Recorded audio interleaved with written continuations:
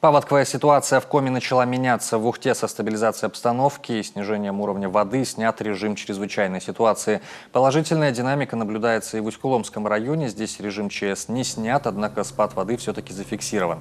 Это поспособствовало восстановлению сообщения с селом Дёли и деревней Габово. Однако подтопленные участки все еще под особым контролем. Прогнозируется, что переход высокой воды вниз по течению Вычегды в ближайшие дни спровоцирует усиление половодья в окрестностях Сыктывкара.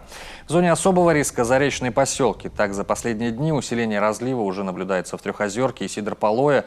Уровень воды здесь достиг почти 6 метров. Затопило большую часть дворов и некоторые хозпостройки. Жители опасаются, что вода вот-вот достигнет фундамента домов. Похожая картина и в Заречье. Здесь уже несколько дней подряд ежесуточный прирост колеблется в районе 20 сантиметров. Годов 6-7 такой воды не было уже. Там у меня козы вот в этом сарае жили, да? Я вот этот костюм одел, вот там вот бродил козов. А годов 5 уж вообще не было, вот в этом году опять вот пришла вода. Все заречные поселки в постоянном режиме патрулируют сыктывкарские спасатели. Для случаев экстренной эвакуации людей столичной мэрии предусмотрено 4 пункта временного размещения общей вместимостью 1400 человек.